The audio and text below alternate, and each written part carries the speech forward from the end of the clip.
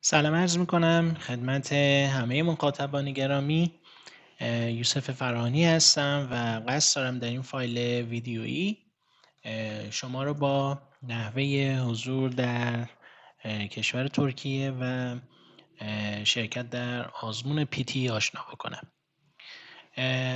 قبل از اینکه وارد مباحث بشم، با توجه به دغدغه خیلی از دوستان و شرکت کنندگان این آزمون مبنی بر اینکه بعد از اینکه آزمون رو رزرو میکنن و برای حضور در آزمون میخوان اقدام بکنن، اینکه به چه شکل باشه و به چه صورت بلیت بگیرن، به چه صورت در محل آزمون حاضر بشن و دغدغه‌ای از این دست من رو بر این داشت تا این فایل و ویدیویی رو ضبط بکنم و در اختیارتون قرار بدم تا بتونم تجربیات اندک خودم رو با شما سهیم بشم و از این طریق و از این دریچه بتونم کمکی باشم برای کاهش اون نگرانی و اضطرابی که در برخی از تست تیکرهای محترم وجود داره و بتونم یک دورنمای خیلی خوبی رو فراهم بکنم تا با خیال آسوده تری رو عزیزان در این آزمون حاضر بشن.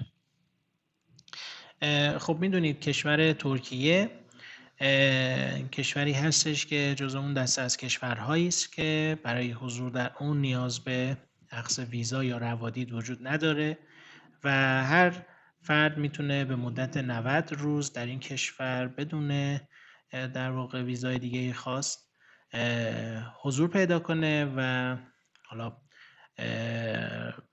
بدون مانعی در واقع در این کشور باشه. اما یک سوالی همینجا پیش میاد و من دیدم که وجود داره، لذا اینجا پاسخ میدم. شاید سوال خیلی ساده‌ای باشه ولی خب دیدم سوال هست توی گروه‌های مختلف. اینکه من الان آزمون رو دادم، در کشور ترکیه هستم، نتیجه نگرفتم، دوباره میرم ایران، برمیگردم. حالا اگه این دفعه مثلا بخوام یه ماه بمونم به عنوان مثال تا نمره‌مو بگیرم، این در واقع اون 90 روز من کم میشه ازش؟ خیر. ببینید هر بار ورود و خروج از کشور ترکیه وقتی که برمیگردی، این کانتر حضور شما رو در ترکیه ریست میکنه و شما میتونید تا 90 روز اونجا مجاز هستید که حضور داشته باشید. پس این سوالی که گاهن پیش میاد، اینجا این دغدغه رو رفع بکنیم.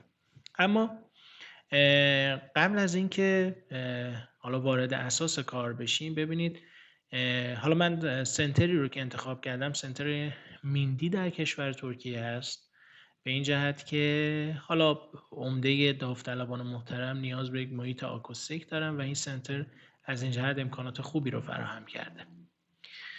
پیش از هر چیز یه نکته رو باید بگم که بعضی دقت نمی‌کنن و در کشور ترکیه ممکنه دچار چالش بشن و اون این که وقتی قصد دارید بلیت رو تهیه بکنید برای پرواز، 2 تا فرودگاه کشور ترکیه داره. یه فرودگاه سبیها، یه فرودگاه در واقع استانبول هست که استانبول ایرپورت فرودگاهی هستش که تازه ساز هست نسبت به فرودگاه سبیها. عرضم به حضورتون که و نزدیکتر به سنتر میندی، لذا دوستانی که این سنتر رو برای خودشون انتخاب میکنن و آزمونشون رو تو این سنتر میخوان بدن، توصیه اکید هست که از فرودگاه استانبول استفاده بکنن و بلیت رو به مقصد فرودگاه استانبول بگیرن، چرا که فاصله کمتری با در واقع سنتر و حالا هتل های اطراف اون داره. اگر در اطراف سنتر بخواید هتل رو تهیه بکنید، حدود 1 ساعت 1 ساعت و ربع فاصله داره تا فرودگاه استانبول. این هستش که اگر فرودگاه سبیها رو انتخاب کنید، اون وقت باید هزینه بسیاری رو برای تراولینگ و حمل و نقل و ترانسپورت به هتلتون پرداخت کنید. این نکته که خیلی دقت بکنید تو انتخاب در واقع فرودگاه و حالا بلیتی که تهیه میکنید. مرحله بعدی دغدغه خیلیایی که حالا وضع مالی خوبی دارن، خب اوکی میان اینجا انتخاب میکنن و خیلی ممکنه نگاه نکنن به اون هزینه سفر و هزینه بلیتی که تهیه میکنن. اما برای اغلب ماها که بیشتر قشر دانشجویی هست و حالا نیاز داره به اینکه نمره پیتی رو اخذ بکنه، ناچارن باید به کشور ترکیه در واقع مسافرت بکنه، اینه که یک بلیت بهینه رو بگیریم. قبل از اینکه این رو هم اشاره کنم که چگونه حالا بلیت بهینه رو متهیأ بکنیم، این نکته رو هم عرض بکنم که ایران با یک سری کشورهای دیگه هم حالا بدون ویزا امکان حضور داره و لزوما در کشور ترکیه آزمون پیتی برگزار نمیشه. شما میتونید در اربیل عراق حاضر بشید، در خود عراق، در بغداد این آزمون برگزار میشه، در گرجستان این آزمون برگزار میشه و ارزم حضور در ارمنستان و حتی در امارات متحده عربی دبی این آزمون برگزار میشه. اما وقتی که بیایید هزینه آزمون این کشورها رو، چون حالا تو یک ویدیویی گفتم نحوه تهیه ووچر و خرید اون رو بیاین مقایسه کنین، فعلا مغروم به صرفه ترین همین کشور ترکیه هست. و یک نکته اساسی که خیلی حواسشون نیست، به هر دلیل فراموش میکنن، اون بحث حداقل میزان اعتبار گذرنامه است. ببینید دوستان، اگر قرار هست که در هفته‌های آتی آزمون رو ثبت نام کنید و در واقع شرکت کنید، حتما به تاریخ اعتبار گذرنامه‌تون توجه بکنید. باید حداقل 6 ماه از اعتبار آن مانده باشد تا شما بدون هیچ مشکلی بتونید بلیط رو تهیه بکنید و از گیت های پروازی رد بشید و سفرتون رو انجام بدید. پس اگر که نگاه میکنید میبینید مثلا 6 ماه و 10 روز باقی مونده، یه مقدار ریسکی هستش، در اولین فرصت به یک دفاتر خدمات پلیس به اضافه 10 مراجعه کنید، درخواست به روزرسانی در واقع گذرنامه‌تون رو داشته باشید که با خیال راحت بتونید با گذرنامه دارای اعتبار به اون کشور مقصدتون مسافرت کنید. اما برگردیم به تهیه بلیط. شما در پروازهای خارجی سایت‌های مختلفی وجود دارن. من از سایت فلای تودی استفاده کردم. سایت‌های دیگری رو هم میتونم بهتون پیشنهاد بدم که در ادامه حتما این کار رو خواهم کرد. اما وقتی که پرواز خارجی رو از منوی در واقع این سایت انتخاب میکنید، مبدا رو تهران قرار میدید و مقصد رو استانبول ترکیه قرار میدید، برای امروز که من دارم این ویدیو رو ضبط میکنم شما میبینید که تاریخ‌های روزهای آتی هزینه‌های بلیط به چه شکل است. یه نکته تریکی که میخوام بهتون عرض بکنم و شاید خیلی بتونه برای صرفه‌جویی در هزینه تهیه بلیط مفید باشه، خصوصا برای کسایی که حالا عرض میکنم خدمتتون، تایمینگ حالا خیلی براشون اهمیت نداره. خود منظور من این هستش که شما اگر بیاین مثلا در روز پنجشنبه همین تاریخی که حالا مشاهده میکنید 26 فوریه به عنوان نمونه، انتخاب 26 بهمن ماه و انتخاب در واقع بلیط رو انجام بوک آزمونتون رو انجام بدین، شما لاجرم باید چهارشنبه اونجا باشید، یعنی در ترکیه در استانبول اسکان داشته باشید که بتونید فرداش در آزمونتون حاضر بشید. لذا شما بلیط رو باید حد اکثر اگه بخواید با تأخیر بندازید باید در روز چهارشنبه تهیه کرد، یعنی بلیط روز چهارشنبه رو گرفته باشید. پس این نکته رو دقت بکنید. اما نکته چی هست؟ معمولاً بلیط های هواپیمایی وقتی که به لحظات پایانی پرواز در روز قبل نزدیک میشه یه قیمت منطقی تری رو به خودش میگیره. یعنی چی؟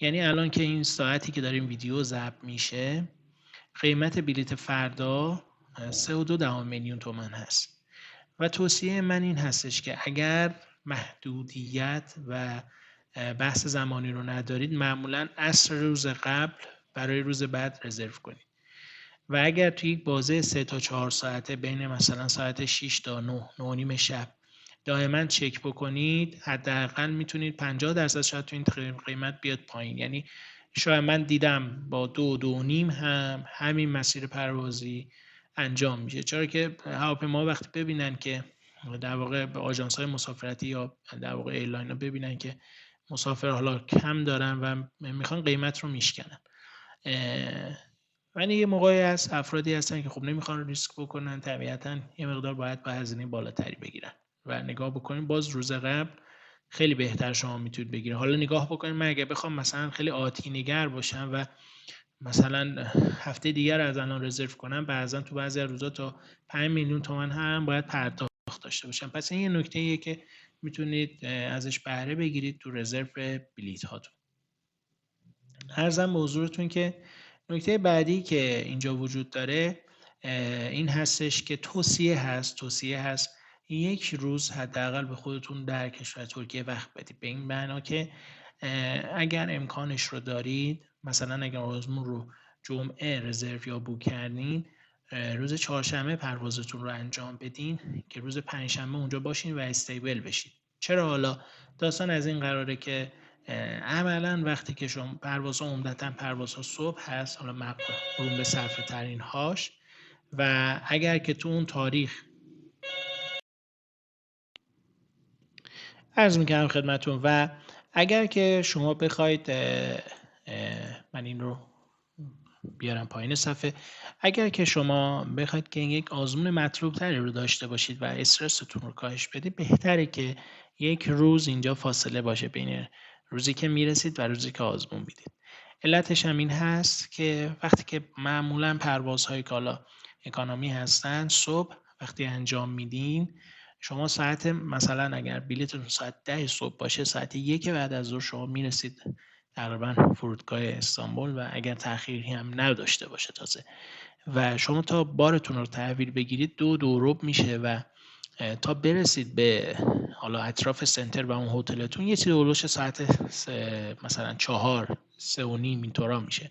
اینه که تا بخواین اسکان بگیرین و مستقر بشین حدود ساعت 5 6 بعد از ظهر شده و عملا خستگی زیادی رو خواهید داشت. حالا فرض کنید شما بخواید فردای اون روز، صبح اون روز در آزمون حاضر بشید، به نظر من یه مقدار ریسکیه، یه مقدار انرژیتون رو میگیره و باعث میشه اونقدری که باید پر انرژی نباشید. اگر براتون مقدور هست یک روز فاصله بندازید تا بتونید با آمادگی بیشتری در آزمون حاضر بشید.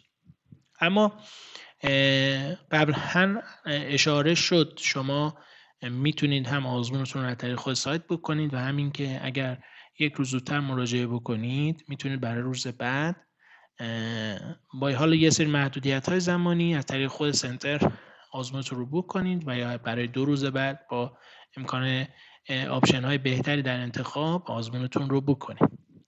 یه نکته‌ای که اینجا باز دوست دارم بدونید بحث مقایسه قیمتی است. اگه میخواید به اپتیموم در واقع انتخابتون در بلیط هواپیمایی برسید، حتما سایت سفر مارکت رو هم یه چکی بکنید تا یه مقایسه بلیطی و قیمتی داشته باشید. اگر نگاه بکنید این سایت گاهن قیمت‌های مناسبی رو نسبت به حتی فلای تودی قرار میده و حتما این مقایسه داشته باشید که تا بهترین آپشن رو برای شما انتخاب بکنه و از این نظر بتونید مقرون به صرفه تر سفر بکنید. یه نکته‌ای که اینجا باز وجود داره بحث این هستش که بلیت برگشت رو عمده دوستان تهیه نمی‌کنن.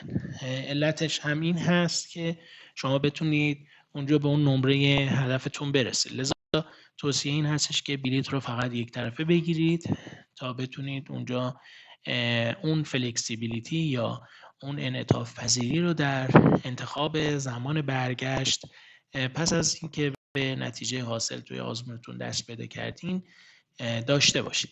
پس این 2 تا سایتی بود که من خدمتتون معرفی کردم. سایت‌های دیگه هم هستن. خود سفر مارکت یه نکته‌ای داره میاد و از شرکت‌های مختلف برای شما مقایسه میکنه و نگاه بکنید میبینید که این امکان خیلی خوبی است که شما میتونید مقایسه قیمتی داشته باشید. طبیعتاً ارزان‌ترین گزینه رو انتخاب بکنید و بلیتتون رو رزرو بکنید. نکته دیگه ما برای بلیت در واقع رزرو بلیت نداریم، برای تهیه بلیت نداریم. بلیت رو تهیه میکنید. توصیه این هستش که برای اینکه سفر ایمنی داشته باشید بیمه مسافرتی رو تهیه کنید. از همین سایت فلای تودی میتونید این کار رو انجام بدید.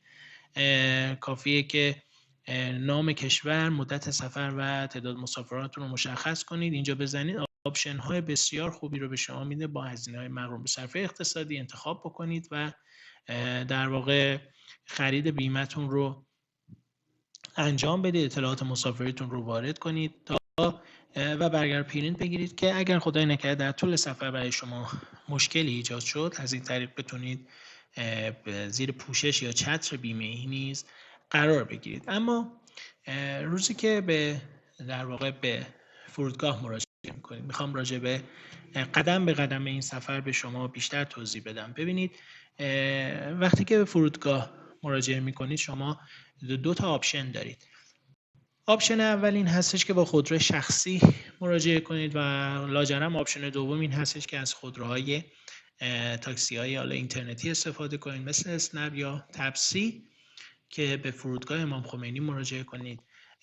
اگر از خودرو شخصی استفاده می‌کنید این نکته رو در نظر بگیرید که فرودگاه امام خمینی چند تا پارکینگ داره و اگر در پارکینگ سرپوشیده شما استفاده بکنید فکر می‌کنم هزینه شبانه روزیش یه هزینه بالایی هستش و فرضاً برای 2-3 روز اگر اشتباه نکنم میشه درست 700 تا 800 هزار تومان هزینه شما برای پارکینگ خواهد بود.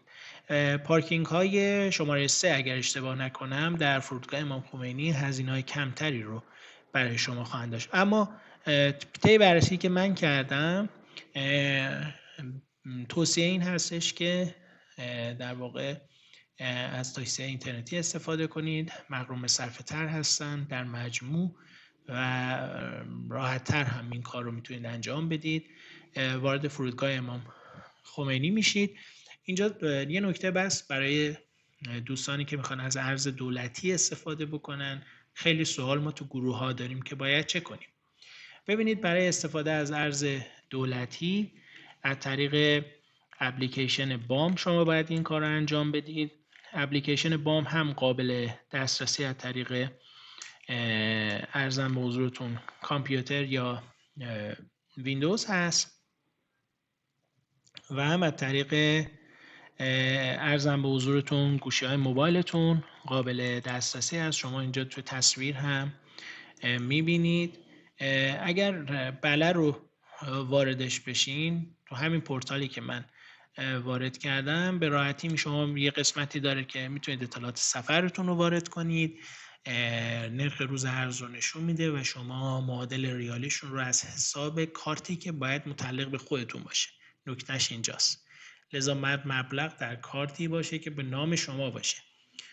از اون طریق آنلاین پرداخت میکنید. فرضاً برای $500 قاعدتاً الان اگر دلار رو 42-43 هزار تومان در نظر بگیریم یه چیزی روش 24-5 میلیون تومان پرداخت میکنید.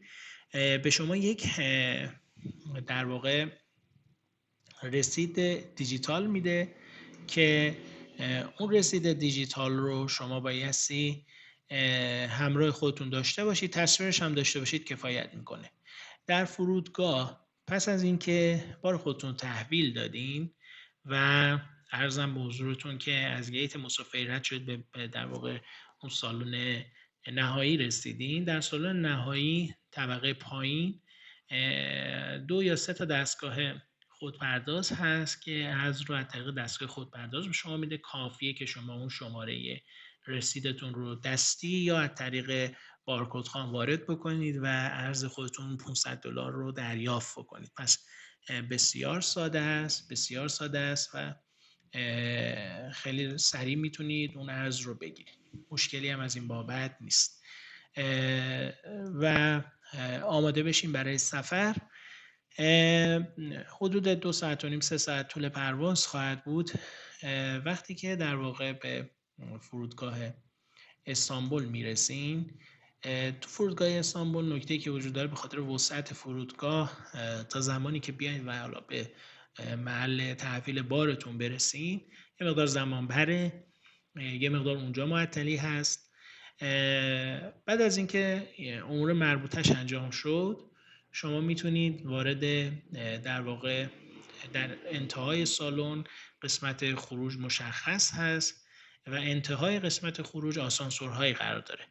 اینجا شما آپشن هایی دارید، میتونید از تاکسی های داخل فرودگاه استفاده کنید که توصیه اصلا نمیشه به جهت هزینه بالایی که داره و این هزینه به شما تضمین میشه تا مبلغ فکر میکنم حتی 2 میلیون تومان هزینه داره تا برسید به سنتر.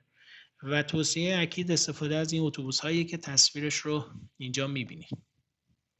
اتوبوس های هوایی است، بسیار در واقع مغروم به صرفه است، با هزینه فکر کنم 160 یا 165 لیر ترکیه شما میتونید برسید به در واقع محل حالا سنتر میندی و اون هتل های اطرافش که در ادامه توضیح خواهم داد. اتوبوس های هوایی است در طبقه -2 اگر اشتباه نکنم. شما از طریق آسانسور میاد پایین، اونجا دست چپتون یک باجه بلیط فروشی هست. خود راننده ها هم بلیط رو در اختیار شما میتونن قرار بدن و بلیط رو تهیه میکنید حالا به تعداد نفراتی که دارید. نمای داخلی اتوبوس ها رو اینجا میبینید. اتوبوس های خیلی خوب و مجهز و راحتی هستن نسبتاً، حالا مقایسه میکنم با ایران. تهیه که کردین خط مارمارا پارک رو باید انتخاب بکنید، بلیط اونجا رو باید تهیه کنید. نکته پس خط مارمارا پارک رو انتخاب میکنید و عرضم موضوعتون که بلیطش رو تهیه میکنید. بارتون رو تحویل راننده میدید. راننده در این قسمتی که تو تصویر میبینید بار شما رو قرار میده و به ازای هر یک ساک یا چمدانی که میگیره از شما یک تگی رو به شما میده. تگ‌های رنگی هست که ردیابی اون در واقع چمدان شماست که در مقصد که رسیدید اون تگ رو تحویل میدید و چمدان خودتون رو تحویل میگیرید. پس این نکته‌ای که وجود داره اینه که بهترین و مغروم به صرفه ترین گزینه همین اتوبوس‌های هوایی است که میتونید ازشون استفاده کنید تا به مقصدتون برسید.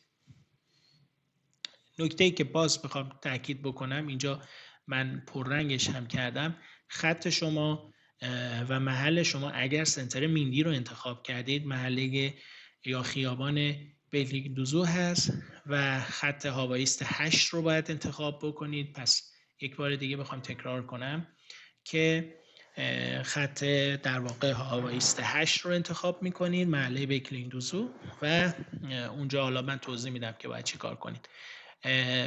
دیوریشنش رو اینجا میبینید، حدود 90 دقیقه هست. 1 ساعت رو معمولا میرسن و فاصله هم یا دیستنس هم 67 کیلومتر هست. شما در واقع ایستگاه آخر پیاده میشین و که به اون میگن ایستگاه مارمارا پارک شاپینگ مال که یک مال خیلی بزرگی هست اونجا در محله بیکلیندوزو و شما روبروی دقیقاً همین شاپینگ سنتر پیاده میشین. توضیحاتم رو میخوام ادامه بدم. بریم روی نقشه، میخوام کامل توضیح بدم خدمتتون.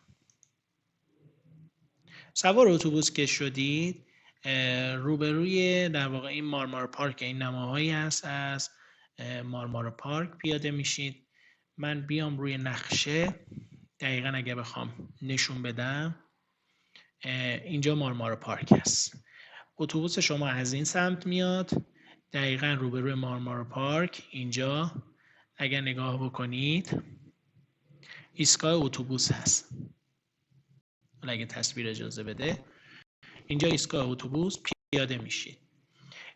اینجا چند تا نکته میخوام حالا برم قبل از اینکه وارد بحث انتخاب هتل بشم مطرح بکنم.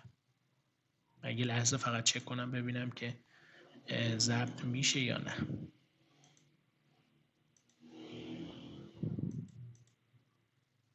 بله. خب ادامه بدم.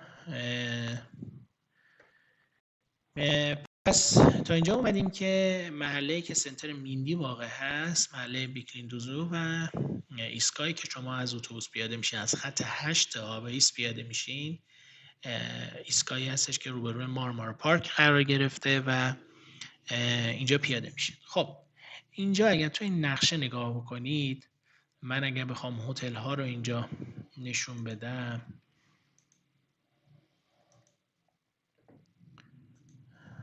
یه فیلتر هتل بذارم که شما راحت بتونید هتل ها رو ببینید. بچه ها اینجا محل در واقع روبروی مارمار پارک هست. اینجا شما هتل های مختلف رو دارید. ببینید هتل ساریسا اینجا واقع شده، هتل حالا یورو پارک اینجا هست. عرضم به حضورتون که اینجا هم هتل هیلتون و هتل های دیگه. حالا قیمتایی که اینجا زده قیمت ها رو بر مبنای دلار دولتی محاسبه کرده، لذا خیلی قیمت های متقنی نیست، به این قیمت ها توجه نکنید. عرضم به حضورتون که اینجا یه تجمع هتل داریم. خب این خیابون حالا به این شکل اینجا یه مقدار سرازیریه، یعنی مارمار پارک به سمت پایین اینجا یک سراشیبی هست در واقع.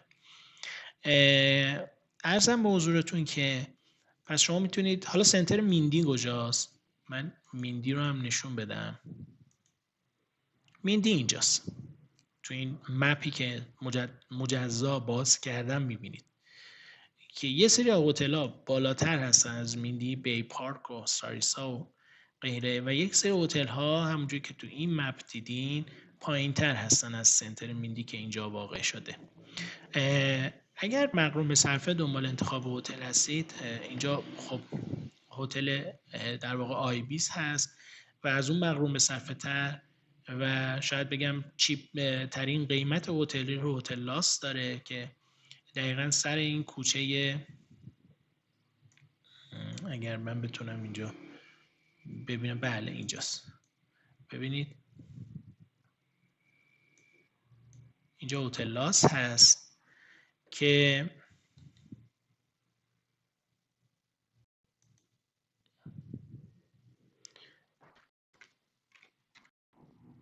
من تا میندی انتخاب کنم اگر نشون بدین نشه.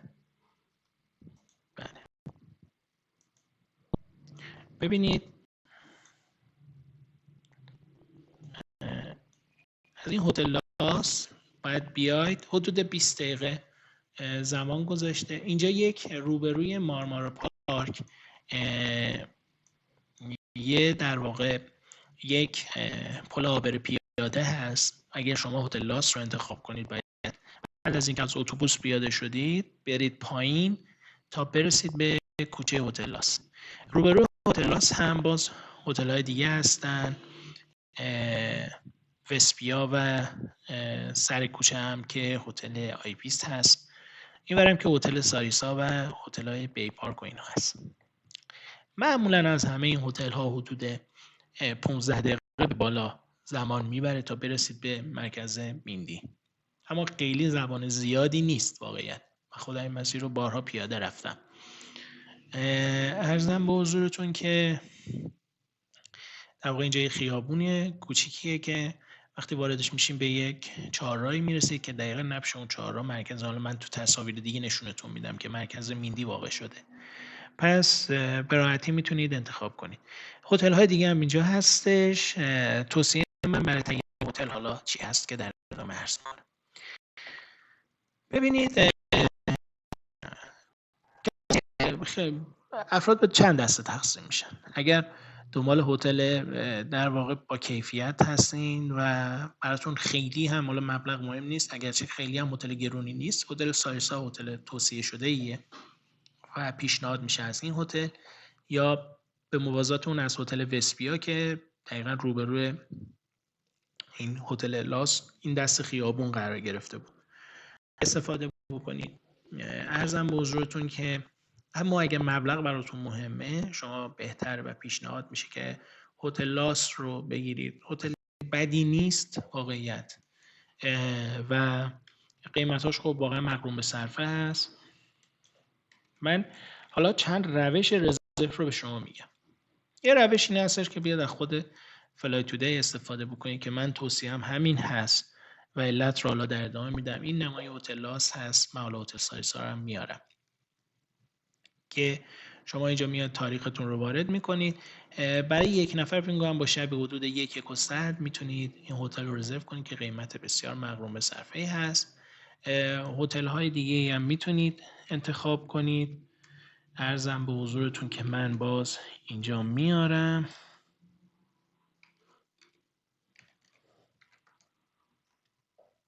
همین هتل استاریس هایی که خدمتتون عرض کردم. فرقش این هست که این صبونه رو خود بلیت هست، اونجا اگه بخواید باید جداگانه صبونه رو بگیرین. حالا برای صبحانه هم میگم چی کار کنید، برای خورد و خوراک و اینها هم میگم. خب اینم هتل ساریسا هست، قیمت یه مقدار بالاتر، فکر می‌کنم شبیه 2 تومن باید باشه به پول خودمون. یه سری ها شاید به ذهنشون میرسه خب من کردیت کارت دارم میرم از مثلا ایر بی ام بی یا مثلا از بوک دات کام از این سرویس ها استفاده میکنن. ببینید وقتی که چنج میکنن مبلغ رو و ریت که به در واقع محاسبه میشه، قیمت بالاتر از این در واقع سایت های ایرانی در میاد. پس این روش رو به نظرم فراموش کنید. عرضم به حضورتون که اینم از انتخاب هتل و پیشنهادی که من برای شما داشتم. این وسط برای تهیه اقلام مایحتاجتون ببینید دو طرف دو طرف مارمارا پارک، این ایستگاه اتوبوسی که پیاده میشید خود مارمارا پارک روبروی در واقع شما مرکز خرید داره، یعنی در واقع همینجا. حالا این دست اگر اینجا من تو این عکس بتونم بهتون نشون بدم بهتر. ببینید این همون پل هواییه که من بذارید بازش کنم اطلاعات خوب بتونم بهتون بدم. این همون پل هوایی که من عرض کردم. اینجای تصویر هتل آیبیس هست، اینم مارمار پارکه. این فروشگاهی که اینجا میبینید فروشگاه اقلام غذایی، این کنارش هم فروشگاه اقلام صنعتی هست تقریبا. اینجا میتونید مایحتاج خودتون رو تهیه بکنید. اما اگه میخواد یک کوچولو قیمتتون باز مناسب تر باشه، همین دستی که از اتوبوس ها پیاده میشید در این دست خیابون، شما اونجا باز روبروتون یک مستقیم اگه مراجعه کنید یک فروشگاه مواد غذایی هست. اینجا سوالی که من یادم رفت پاسخ بدم اینه که خب دلار بیاریم یا لیر ترکیه. بچه‌ها با توجه به نسبت تبدیل دلار و اینکه بعداً اگر لیر اضافه بیاری تو ایران یه ذره ازش میزنن تا بردارن و خیلی خوب نیست، توصیه من این هستش که عرضم به حضورتون که 1500 لیر کفایت میکنه. حالا بستگی به تعداد نفراتون داره، بعد 2 نفر به نظرم کفایت میکنه.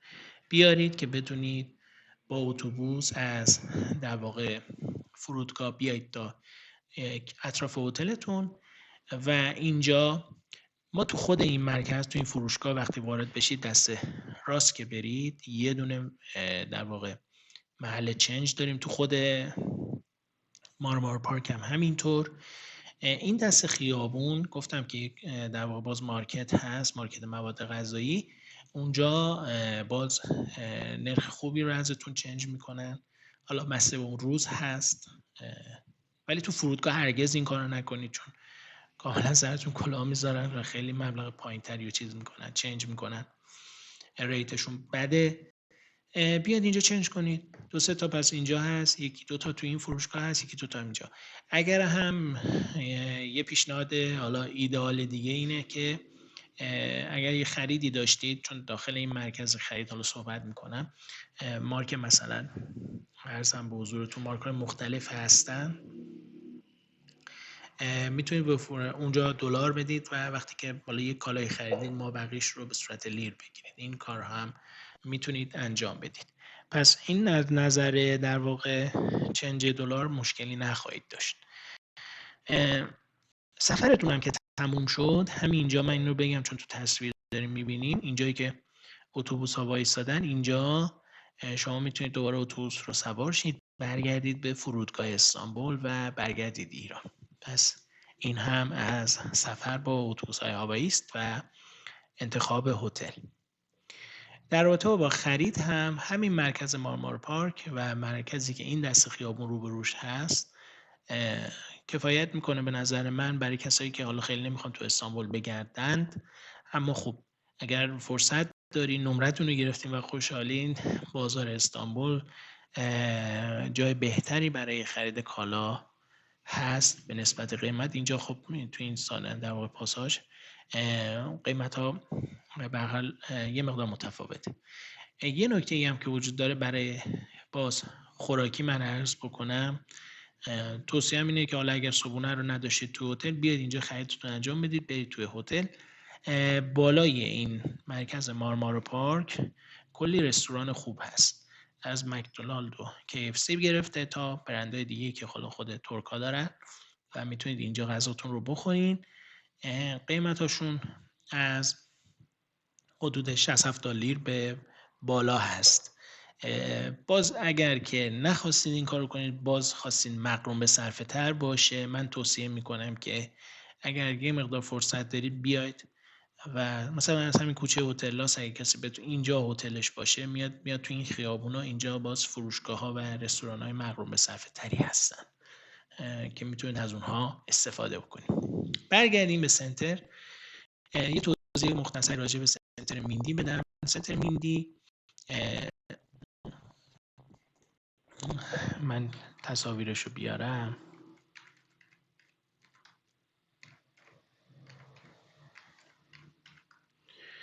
یه سنتر آکوستیک خیلی خوبه.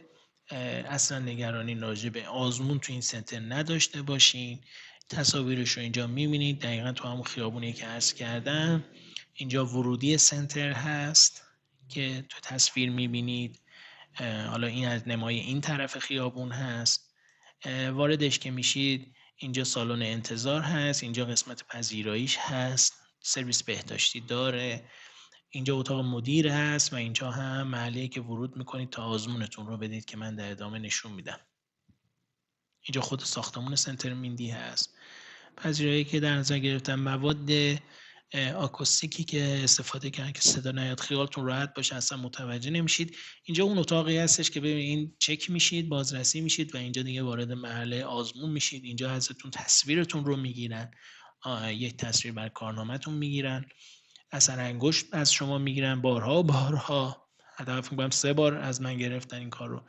اینجا هم کمدهایی هستش که میتونید وسایلتون رو قرار بدید و کلیدش رو به همراه داشته باشید. توصیه و الزام این امتحان و در واقع اون آزمون گیرنده ها و اینویجیلیتورها این هستش که به هیچ عنوان هیچ وسیله همراهتون نباشه. ساعت، انگشتر و حتی گوشواره رو در میارن و میگن که در بیارید در واقع و تو این کمدها قرار بدید. اگر همراهی دارید میتونید در اختیار اونها قرار بدید که حالا باز خیالتون راحت تر باشه، ولی خب کلا سیف هست، هیچ مشکلی نداره. وارد محل آزمونتون میشین. در اونجا در واقع لیوان آب قرار دادن برخلاف خیلی از سنترها و شما از این بابت هم نگرانی نداشته باشید.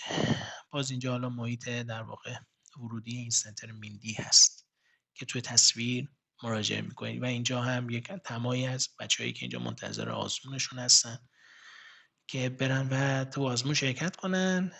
بعد از آزمون هم 2 تا ایمیل میاد براتون. معمولا بعد اینکه این میاد زود نمره میاد. حالا مواردی مثل خود من تا 1 هفته هم طول کشید تا جواب آزمون بیاد.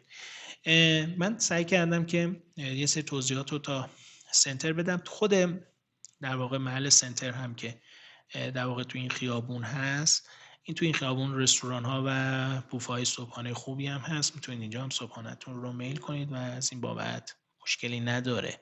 برگردید به هتلتون و حالا استراحت کنید برای تکرار آزمون یا اینکه مراجعت به ایران. من سعی کردم حالا روی نقشه نشون بدم و بتونم اطلاعاتی رو از کشور ترکیه، شهر استانبول و سنتر میندی، نحوه رزرو هتل و حالا حواشی اون خدمتتون بدم. امیدوارم که این اطلاعات برای شما خوب بوده باشه و آرزوی موفقیت برای شما تو آزمونتون رو دارم. خدا نگهدارتون.